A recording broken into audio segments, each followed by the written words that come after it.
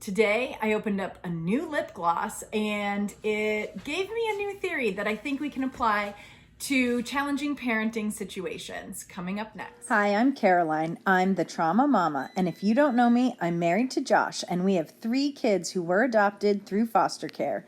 This channel is all about raising kids who have experienced trauma, raising kids with special needs, and some basic simplicity parenting hacks. All right, so here's what happened. I have been using a lip gloss that I'm trying to get all the last little drop because it's the perfect color and I love it. And frankly, I just really like things to last and I have a hard time letting go. Today, I really needed the new lip gloss. Went and got it. Same color. Turned out I had the same color in a brand new pack. I opened it up and it felt amazing. The applicator tip was so great. It went on, it looked great, and now I have a whole new tube. And I realized, wait a minute, I've been holding on to this other lip gloss for 4 years. It was $15 and I actually get a 50% discount. So it cost me $7.50. Split that up over 4 years. And that's what I was holding on to. So here's what I think. And if you're not a makeup person, I'm going to say it like this. Have you ever driven in a car and your wipers like smear the rain instead of get it totally off the windshield? And then you go and you replace the wipers for like $15 and it's like, oh my gosh, why didn't I do this sooner? Same analogy, okay? It takes us a little while to realize we're kind of having a struggle with this. This isn't working for me. I need something different. I deserve something different. Here's a solution. And I think what happens is once we experience what it's like with a new lip gloss or a new windshield wiper, we're like, why didn't we do this sooner? Now, I think the same thing applies to parenting, but in a slightly different way. Sleep. As a perfect example. If you have a child who has experienced trauma or maybe hasn't experienced trauma but has some special needs and some difficulties around sleep, and you have done all the research, you've talked to the pediatrician, maybe you've even seen a sleep specialist, and they all say something somewhat similar about have a routine, have low light, no electronics an hour before bed, 2 hours before bed, anytime in the day, and see if it helps at night. Make sure they have time that they're self-soothing during the day so they can self-soothe at night. Is any of this sounding familiar? What happens is we convince ourselves that there are right and wrong ways to put a kid to sleep. And we keep trying the right way, meaning the socially normative way to put a kid to sleep. And if we allow ourselves to not have those rules, to throw out everything that pediatrician, everything Pinterest has said about 1, 2, 3, 4 things you can do to get a kid to go to sleep, and we just let them sleep in our room. Pull a mattress into our bedroom, set it up nice and cozy for them, and they suddenly fall asleep and stay asleep all night. Now, I personally resisted that for years. My son, my oldest, he's now 8. So he really struggled with sleep. And somebody said, move his toddler bed into your room. And I was like, no, kids cannot sleep in my room. Now, people have different philosophies on it. Some people are fine with it. I'm going to tell you I wasn't. I didn't want a kid in my room. I didn't believe in it.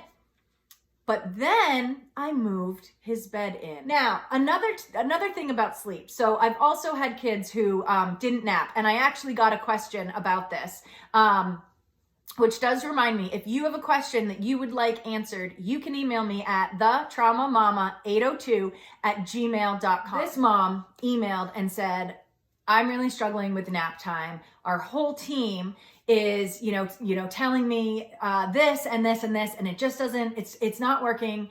I think it's me. What am I doing wrong? So here's what I would say to anybody feeling that way. Number 1, it does not mean that you are doing something wrong. That's the most important thing to remember. This is about your kid and their struggles. The other thing is, if you've tried all those things, you've tried the low light, the blackout curtains, all of that, mix it up. If you are at a point, this is not for somebody who's like week 1 trying to like get into routine and naps. No. Different advice for you. This is someone who's literally tried everything. Your kid still won't nap. I say, mix it up. Shock their system. Do something crazy, like pretend it's not nap time. Put them on your back and do the dishes and get cleaning done. For some kids, being close to you, but you not focusing on them going to sleep allows their system to shut down and go to sleep and rest.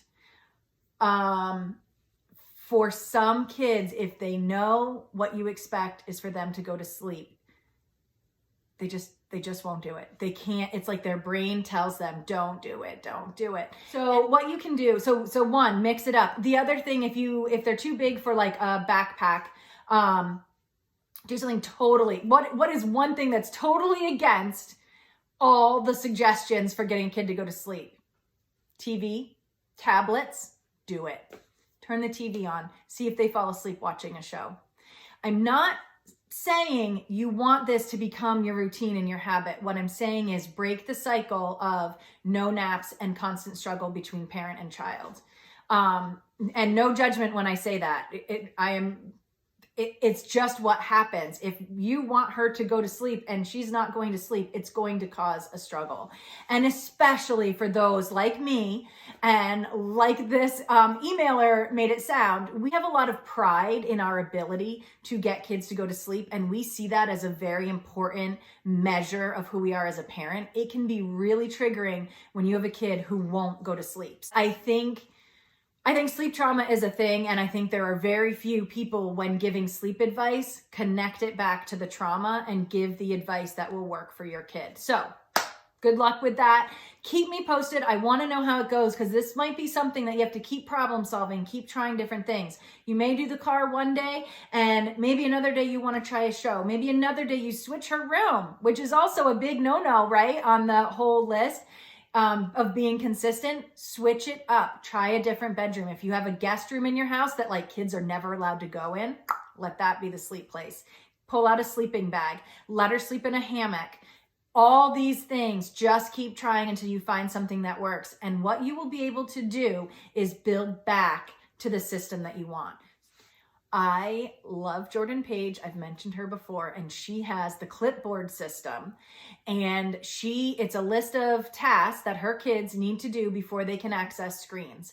And I thought this is such a great idea. I've been feeling like my kids had too much screen time. You know, as a former educator, I really value minimal screen time, and this clipboard system is going to save the day.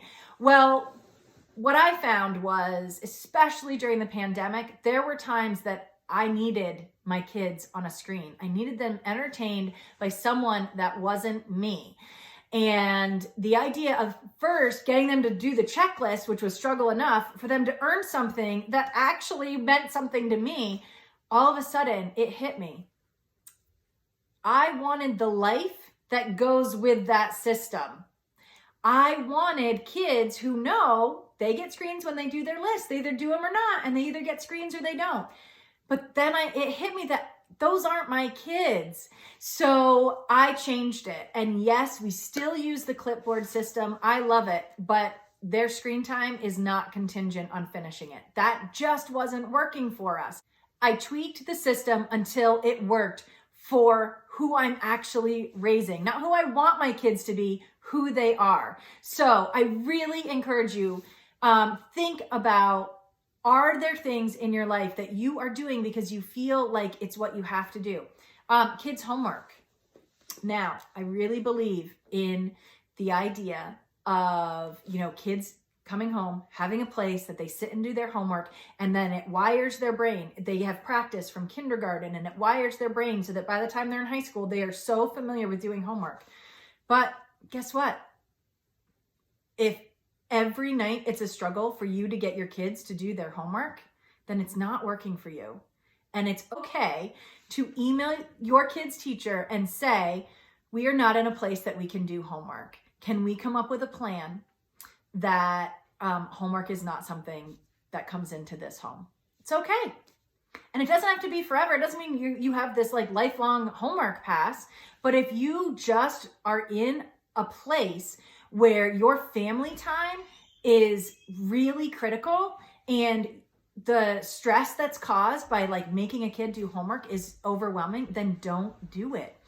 So what are other things? What are things that you have done or are doing or are trying to get your kid to do, and you think maybe this would help you? Comment below, because I'm sure there's someone else having the same struggle and you could help them too.